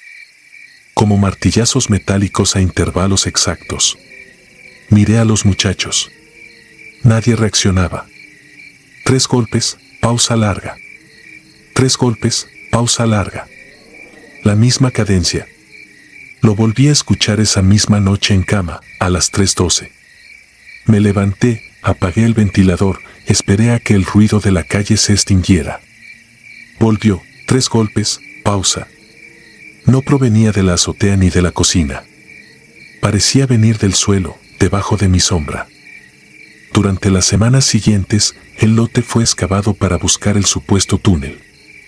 No encontraron hueco alguno, pero el ingeniero comentó que el concreto de la pared de las siluetas sudaba un polvillo fino gris oscuro, como ceniza. Nadie quiso tocarlo sin guantes. Cada vez que iba a ese servicio, salía con un cosquilleo en los dedos que tardaba horas en irse. El cabo Robledo empezó con fiebre, luego erupciones, luego un dolor en las manos feroz que le impedía cerrar el puño. Se agarraba a las muñecas y decía que lo jalaban hacia abajo. Lozano comenzó a soñar con pasillos sin fin y dejó de dormir más de 2 horas seguidas. El teniente Nájera, que nunca se enfermaba, amaneció un lunes con los ojos inyectados y la voz ronca. Repetía una frase breve cuando se quedaba pensando, no regreses por el mismo camino. Era un consejo de campo, pero él lo decía con una cara que no le conocíamos, como si hubiera dejado algo atrás y supiera que volver por ahí lo iba a encontrar. A mí me tocó el ruido y algo más. Descubrí que los espejos me regresaban la imagen con un retraso mínimo, perceptible apenas en el parpadeo. Una centésima de segundo. Creí que estaba somatizando. Pedí turno extra en campo para no estar en casa. A los 20 días, Nájera cayó hospitalizado. Le hicieron todo tipo de estudios, todos limpios. Yo lo vi una vez antes de que lo trasladaran. Estaba pálido y sudado, como recién salido de un temazcal. Me apretó el antebrazo con unos dedos helados. No pudo hablar mucho. Sus labios se movieron y yo entendí la misma frase. Sentí vergüenza de haber querido cruzarme de brazos, como si cualquier cosa se pudiera proteger así. El líder enmascarado, el del sótano, oficialmente había muerto la noche del operativo. Sin embargo, los de evidencias juraban que cada tercer día alguien marcaba al conmutador preguntando por él, con una voz amortiguada, como si hablara detrás de una puerta. Nadie logró rastrear el origen. A esas alturas, mi cabeza ya estaba empezando a tejer explicaciones que no me servían de nada. En mi locker empecé a encontrar polvo negro sobre el uniforme limpio. Lo sacudía, volvía a aparecer. Una madrugada, al calzarme, noté que en la plantilla había un hilo rojo enrollado en 9 nudos. Lo tiré por sobre la barda, como si quemara. La orden de clausura definitiva llegó 2 meses después. Debíamos entrar por última vez para levantar lo que faltaba, listas, facturas, retazos de carpetas, cualquier cosa aprovechable en proceso. Éramos 6. La bodega tenía otro olor, no a madera, era esa mezcla de agua vieja con metal que ya conocía. El sótano seguía cintado, pero al lado del muro de las siluetas alguien había dibujado otra, más pequeña, con tiza nueva, brillante, como recién puesta. No estaba en los croquis ni en las fotos. Nos pegó a todos un frío parejo, unánime. A Robledo lo encontramos hincado sin acordarse de haberse hincado, la rodilla marcada de polvo y 2 clavos tirados a centímetros de su bota, torcidos. Como si alguien los hubiera intentado clavar y se hubieran vencido en el intento. Esa tarde empezó el viento. Levantó la ceniza del patio y nos obligó a cerrar los ojos. Al regresar a los vehículos, conté los pasos del pasillo, 9 a la ida. A la vuelta intenté seguir la misma marca en el piso, pero fueron 10. Volví a contar. 10. El pasillo había crecido un paso. No supe qué hacer con esa certeza tan inútil. El cerebro militar te pide reportar lo verificable. ¿Cómo reportas que una bodega te alarga 1 metro el camino cuando la estás dejando? Nájera murió la semana siguiente. Lo anunciaron en formación. Se guardó 1 minuto de silencio. En la noche, a las 3:12, el martilleo regresó con una claridad casi quirúrgica. 3 golpes, pausa. 3 golpes, pausa. Cerré los ojos y los abrí frente al espejo del baño. Mi reflejo tardó ese instante mínimo en alcanzarme y, cuando lo hizo, veía un brillo en mis ojos que no era mío, como luz de vela al fondo de un cuarto sin ventanas. Me pidieron relevar un puesto de control en la Panamericana, a la altura de unas bodegas diferentes. Yo acepté sin pensar. Paramos un camión de calorías. El chofer temblaba de sueño. Revisé documentos, le pedí abrir. Al quitar la lona, el viento aventó un poco de polvo blanco hacia mi cara. Tosí. En el espejo lateral del camión, por primera vez, no me vi a mí. Vi la máscara de cera, perforada en los ojos. Duró lo que dura una gota en caer. Quité la vista, la volví, ahí estaba mi cara de nuevo, sudada. El chofer preguntó si todo bien. Mi voz salió más grave que de costumbre cuando asentí. No quise mirar otra vez el espejo. El radio crepitó con un llamado por mi indicativo antiguo, uno que ya no usábamos. La operadora pronunció mi apellido como si lo estuviera probando por primera vez. No regresé por el mismo camino esa noche. Tomé el retorno largo. Apagué el estéreo y dejé que el motor rumbease hasta el 35B. En el estacionamiento, bajo el farol, miré mis botas. La luz caía limpia, pero mi sombra no estaba. Caminé hacia la línea de luz, buscando el trazo, ese borde negro que todos creemos tener como garantía. Faltaba. Volteé despacio. A unos metros, en la pared, vi la silueta de un hombre con casco dibujada con tiza reciente, manos abiertas, pies separados. Sobre cada mano y cada pie, un clavo largo, sin cabeza, recién metido, vibrando apenas, como hilo tenso. No me acerqué. Entré al dormitorio con la boca seca y me acosté sin quitarme las botas. No dormí. No he dormido completo desde entonces. Si a alguien le toca cruzar un pasillo que a la ida tiene 9 pasos y a la vuelta 10, no lo cuenten. Den la vuelta grande. Nunca regresen por el mismo camino. Algunas paredes aprenden nuestra medida y cuando lo hacen, se quedan con un pedazo. A mí me falta la sombra. No sé dónde la dejé. Sé dónde no quiero volver a buscarla.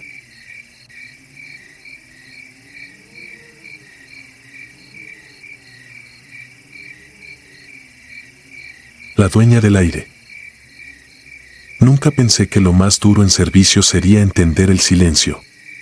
No el del monte ni el de la madrugada, el de las cosas que no encajan. Me llamo Javier Torres, sargento segundo, y lo que voy a contar sucedió en 2019, en la Tarahumara, entre los cañones cerca de Urique.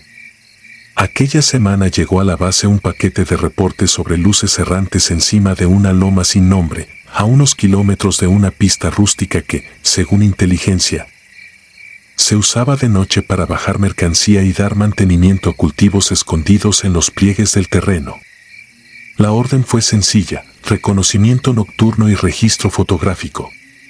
Nos asignaron un Mi-17 y un piloto al que todos llamábamos Piedra por su forma de hablar sin adornos. Despegamos antes de medianoche. Éramos 5 en cabina trasera más el piloto y su copiloto. El aire estaba seco, el cielo tenso y negro. Los lentes de visión nocturna masticaban la luz escasa de las estrellas. La radio UHF iba nítida, pero en VHF se colaba un zumbido flojo, como si alguien soplara por un tubo. A 20 minutos de la zona objetivo, Piedra nos dio la altitud, el rumbo y la advertencia de siempre: ojos bien abiertos, armas aseguradas, nada de disparos si no se identifica amenaza real. Íbamos a hacer 2 pasadas, quizá 3. La primera pasada fue limpia. Sobre el cauce seco de un arroyo vimos 3 fogatas apagadas y huellas viejas de llanta. Ni gente ni bestias. La segunda pasada nos llevó por encima de una loma calva, con pinos cerrando un anillo irregular. Yo iba a la puerta trasera, mirando hacia el norte, cuando el ambiente cambió de golpe. No fue un ruido ni un olor al principio. Fue sensación, como si el aire se adelgazara dentro de la cabina y la piel se apretara, un calor que emergió de ninguna parte. El copiloto alcanzó a decir que el instrumento de temperatura marcaba un pico raro. Entonces sonó un golpe seco en la cola. El helicóptero vibró, un solo latigazo que nos metió el estómago hasta los talones. Piedra no gritó. Dijo claro que estabilizaba, que mantuviéramos posiciones y que no cundiéramos. Yo clavé la vista al exterior. La noche tenía un brillo que no era de luna ni de pueblo. A 30 metros, flotando en un recorte de cielo, apareció una esfera del tamaño de un balón. Era oscura como brasa sin llama, pero por dentro pulsaba un rojo profundo, casi vino.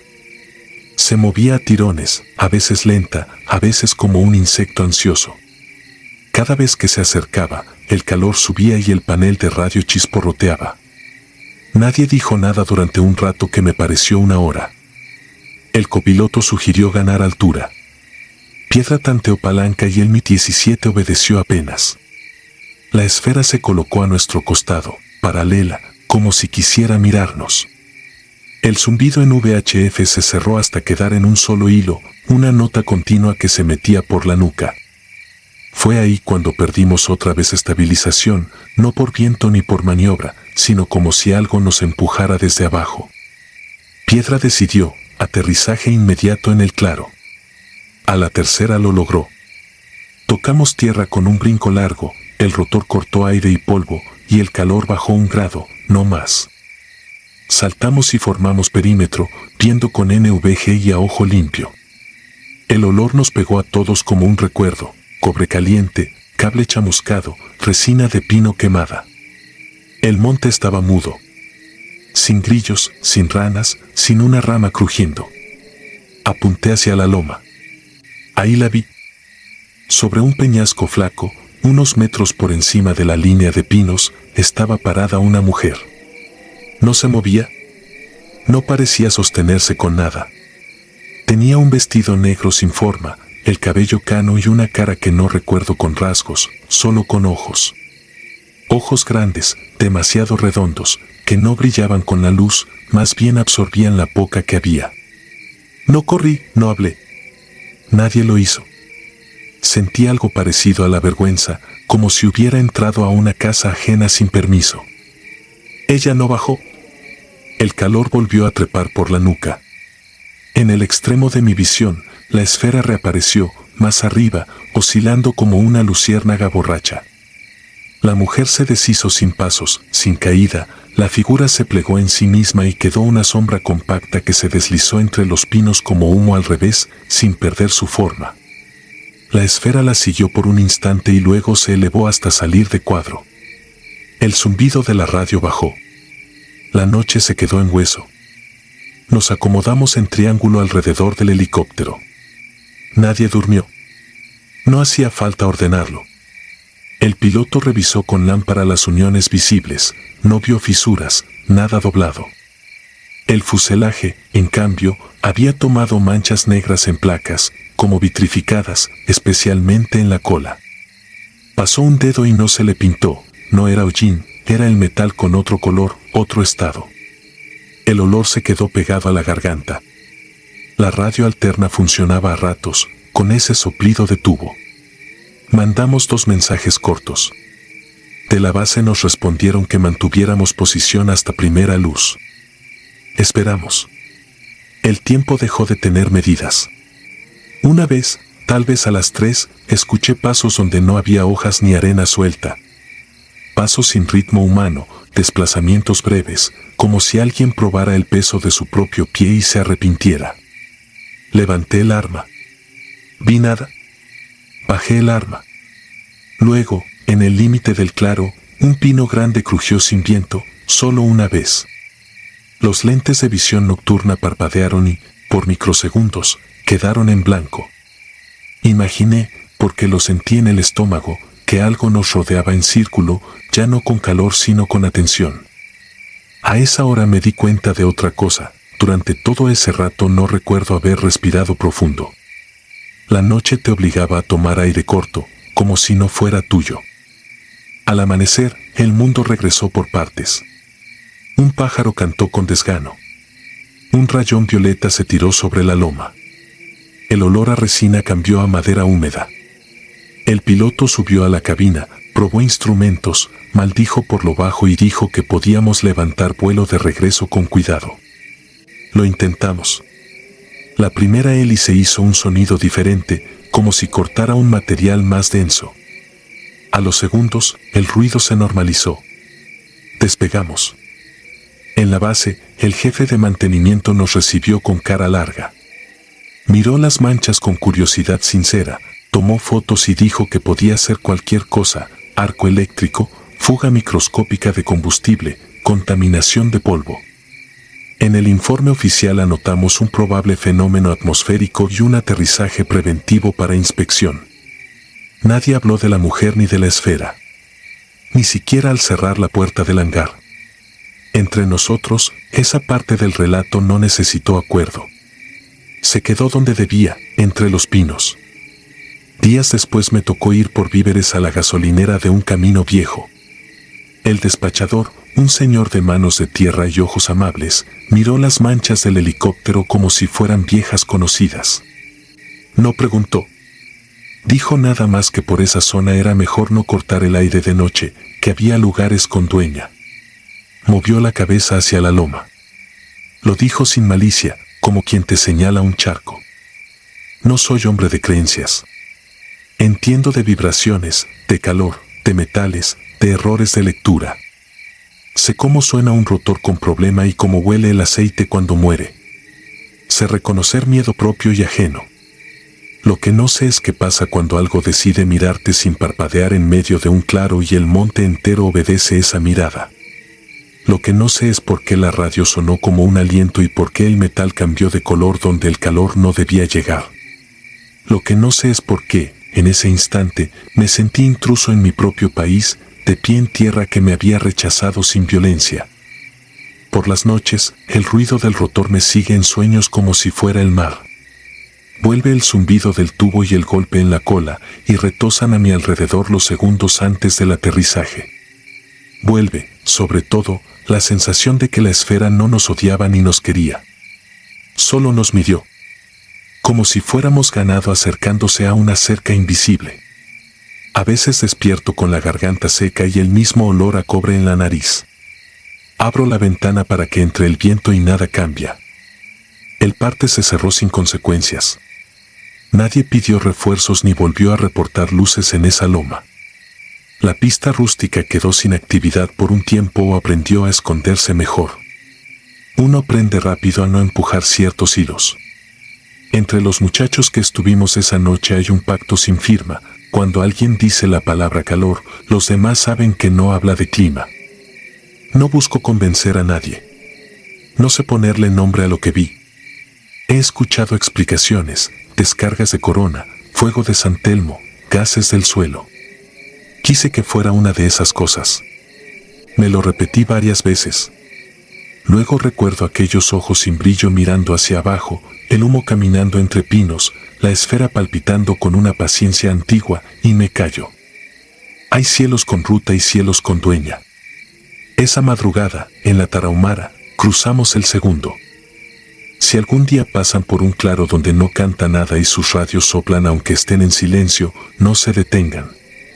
No apunten. No hablen más de lo necesario. Vuelvan por donde llegaron. Nadie entrega constancias por sobrevivir a un aviso. Y lo que vive del otro lado del aire no necesita que lo nombren para seguir ahí.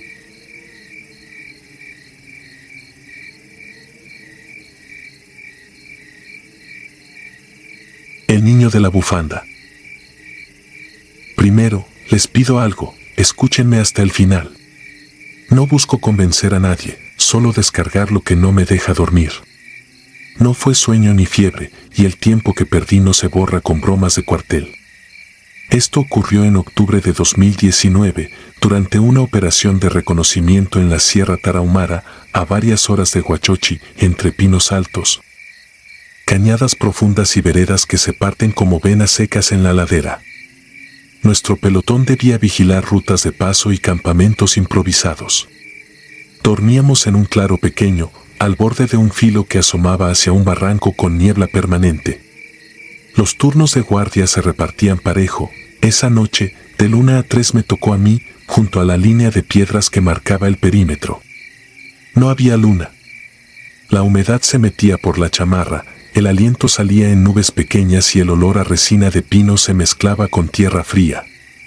La radio crepitaba muda cada cierto rato, el canal de seguridad respondía con estática. Me acomodé con la linterna colgada del chaleco, la brújula en la bolsa de la pechera, el fusil cruzado y la vista al monte. A mitad del turno, sin crujido de ramas ni aviso de pájaro nocturno, lo vi. Salió de una franja de sombra como si la sombra lo estuviera dejando pasar. Era un niño de unos 9 años, flaco, con los pies descalzos, un pantalón de manta sucio y una bufanda roja que le caía hasta la cintura. El rojo estaba apagado por la mugre, pero aún así parecía arrancado a propósito de algo que una vez brilló. Levantó la mano y dijo algo en un idioma que no entendí, después supe que era rarámuri. No necesité traducción, la urgencia era clarísima. Señaló el bosque y me miró como se mira a quien pierde tiempo. Pensé en avisar, miré hacia el campamento, vi los bultos de mis compañeros durmiendo bajo las lonas y pensé en el protocolo. Pero me ganó la idea de que tal vez había alguien herido, una familia perdida, una caída en el barranco. Tomé la linterna, ajusté la correa del fusil y lo seguí, sin apartarle la mirada a la bufanda roja, que era lo único nítido en esa oscuridad de madera y niebla. El niño caminaba rápido, sin voltear.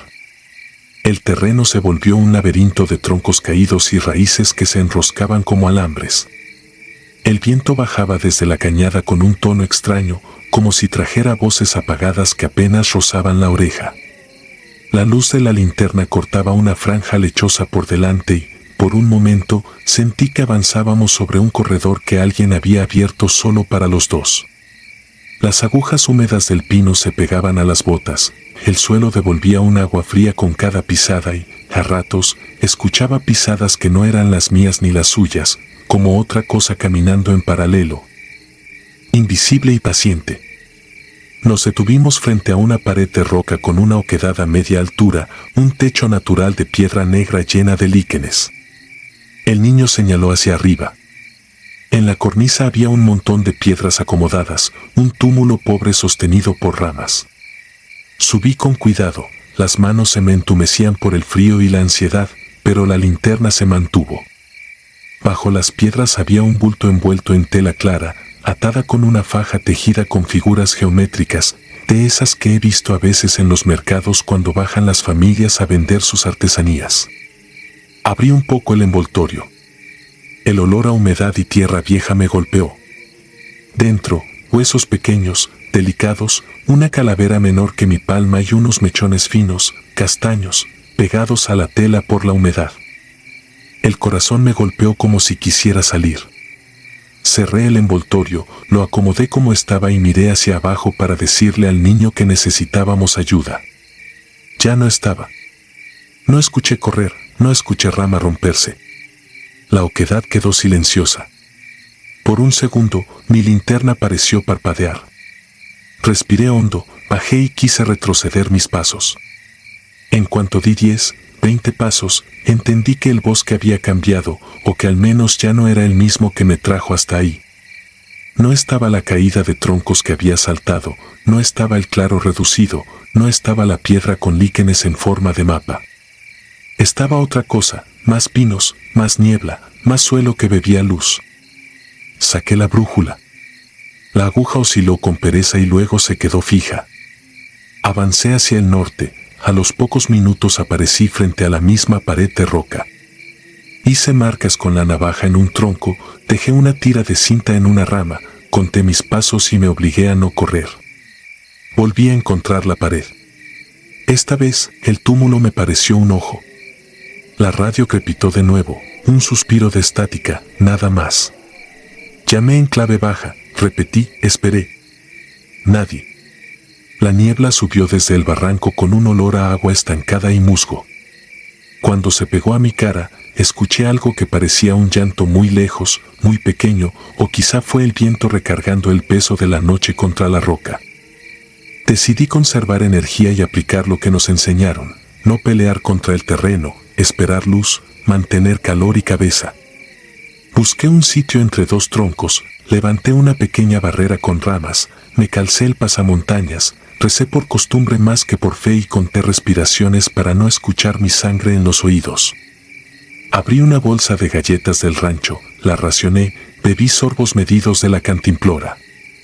El sueño llegó como una sacudida y me dormí con el fusil abrazado, la linterna apagada y el túmulo detrás, demasiado cerca de mis espaldas. Cuando amaneció, la niebla se hizo menos densa, pero el bosque siguió sin referencias. Levanté campamento, orienté con el sol y busqué una línea de drenaje para seguirla. El agua, tarde o temprano, baja a algún sitio. La seguí durante horas. Encontré huellas pequeñas en el lodo, descalzas, que subían y bajaban del arroyo como si alguien jugara a entrar y salir.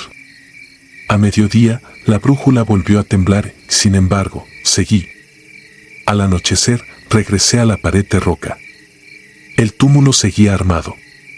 La faja tejida, visible entre las piedras, tenía el mismo rojo apagado que la bufanda del niño. Sentí la garganta cerrarse y la piel de los antebrazos hervir bajo la chamarra.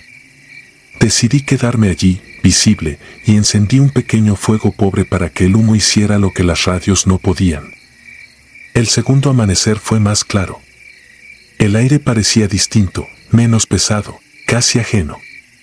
Seguí el arroyo cuesta abajo con terquedad, y en una curva vi huellas que sí reconocí, suela militar con el patrón que usamos entonces, marcando peso, dirección y prisa. Me metí por esa vereda como si me templaran con un cable de cobre. Una hora después aparecí por detrás de nuestro campamento, del lado contrario al que había salido. Me estaban levantando un cerco de voces en cuanto me vieron. A alguien se le escapó un insulto de alivio, otros me tocaron el hombro como si pudieran comprobar mi temperatura para creer que no era un fantasma. Conté lo esencial, sin adornos. Hubo risas y hubo ojos que se cerraron con fastidio. Uno dijo que me desorienté por falta de sueño, otro que la brújula puede desviarse en zonas con mineral de hierro, otro que las bufandas rojas son comunes entre los niños en fiestas. El sargento más viejo no se rió. Había nacido en un rancho unas horas más allá, se le notaba en la forma de decir los nombres de los lugares. Cuando terminamos de recoger el perímetro, se quedó un momento a mi lado. No me miró, miró el barranco. Dijo, casi para sí, que en esa cañada hubo un derrumbe hacía muchos años, que un grupo quedó separado y que el río se llevó a varios niños. Dicen, eso dijo, que uno se quedó buscando a su familia y, desde entonces, pide que lo sigan para no quedarse solo. A los forasteros nos cambia el camino, a quienes nacieron aquí, los lleva a casa. No respondió preguntas porque no hice ninguna. Esa noche cambiamos de posición y, desde otro borde, vi el mismo mar lechoso meterse en las copas. Revisé el equipo para distraerme. En el fondo de la mochila, atrapado en una de las costuras, encontré un hilo rojo muy fino, enredado como si se hubiera aferrado por días. Lo saqué y me quedé mirándolo con el pulso en la garganta. No lo guardé. Lo dejé sobre una piedra y el aire se lo llevó, o eso quise creer. Desde entonces, cuando entro al monte, voy con los ojos en el suelo y el oído detrás de mí.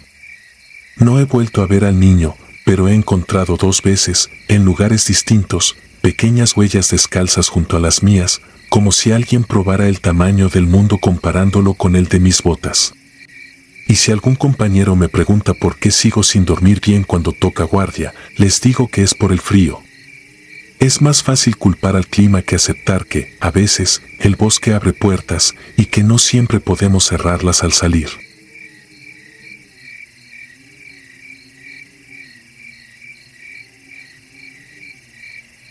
El cobro.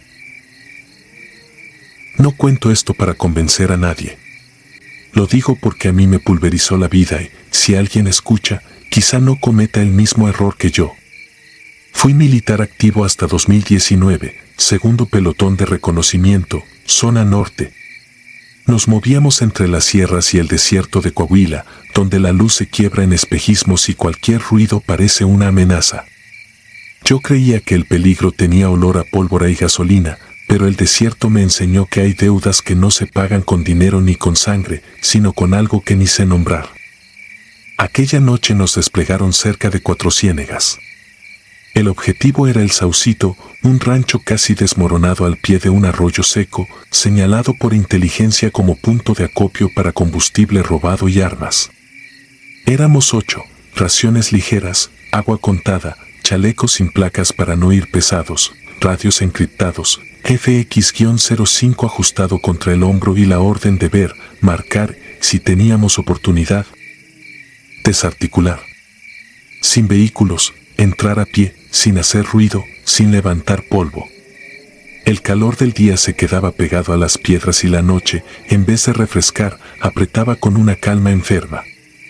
A lo lejos, la planicie brillaba con ese blanco de yeso que marea, más cerca, el monte bajo olía a candelilla y tierra húmeda que no estaba.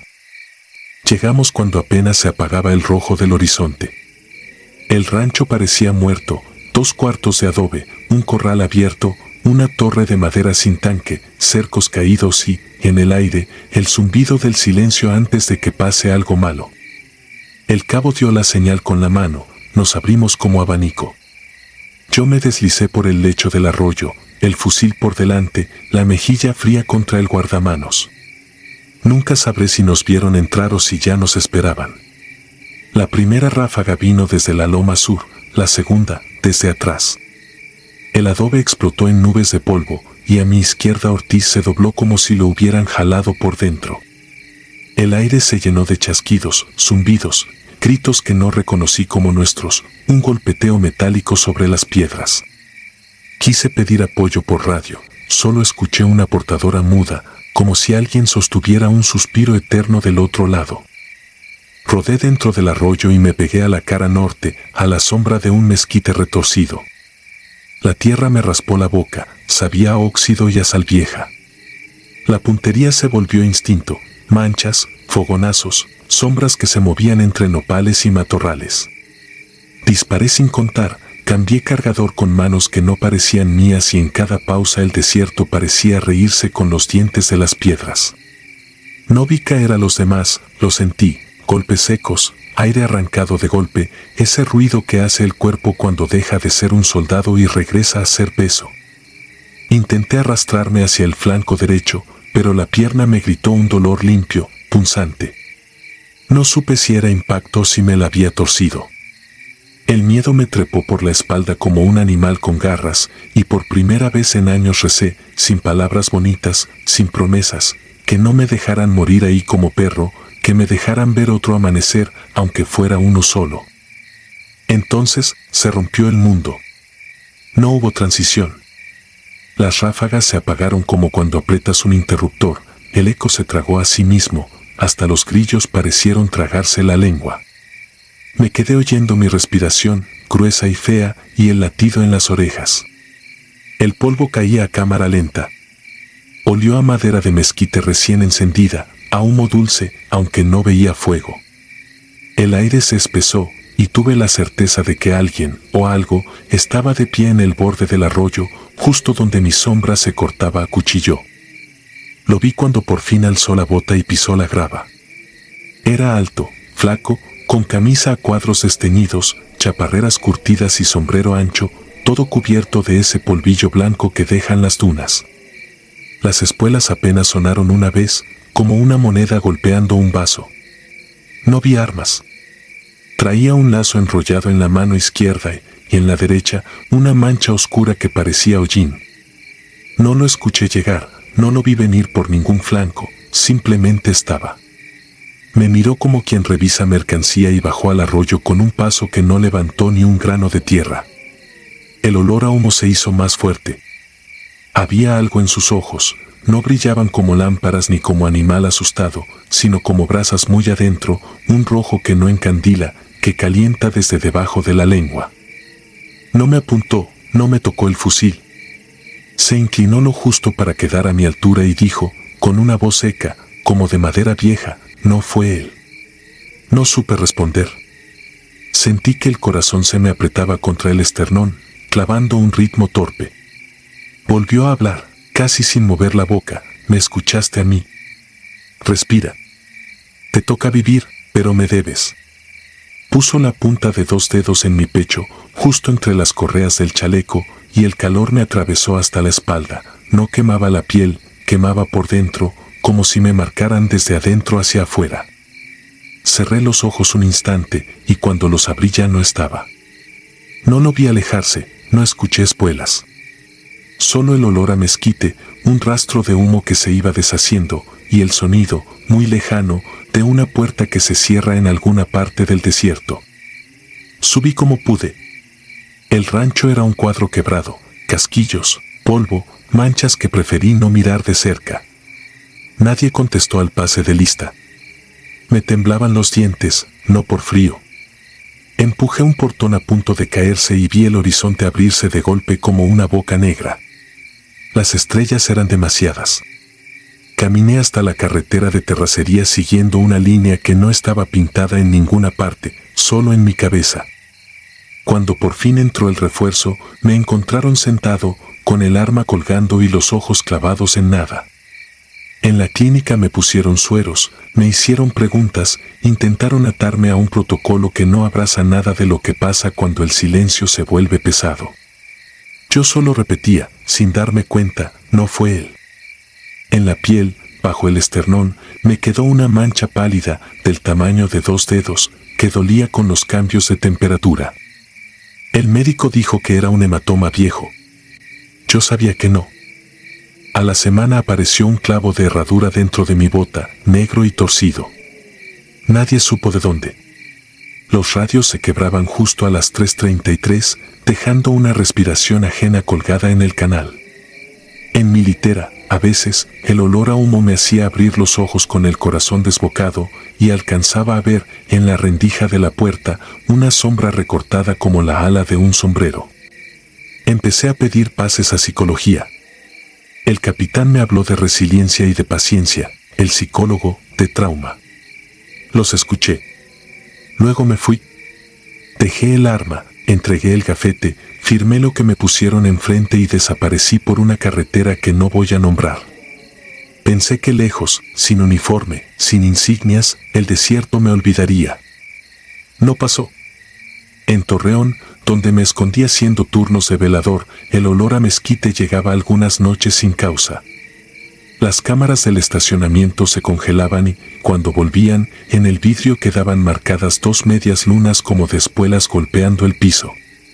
Encontré monedas ennegrecidas en bolsillos que no había usado, y una vez, al abrir la caja de herramientas, hallé un lazo enrollado y limpio, mojado por dentro, como si acabara de salir de un pozo. Dejé de rezar. Dejé de hablar del tema.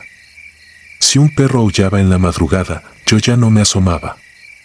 Empecé a entender el trato sin haberlo firmado, me dieron la vida y alguien vendría a cobrarla a su modo, en su hora. No sé si pensar en eso lo acelera. Una noche, la de más viento, escuché pasos de bota en la grava del pasillo, ese sonido único que hace la piedra chica reventando bajo peso. El olor a humo entró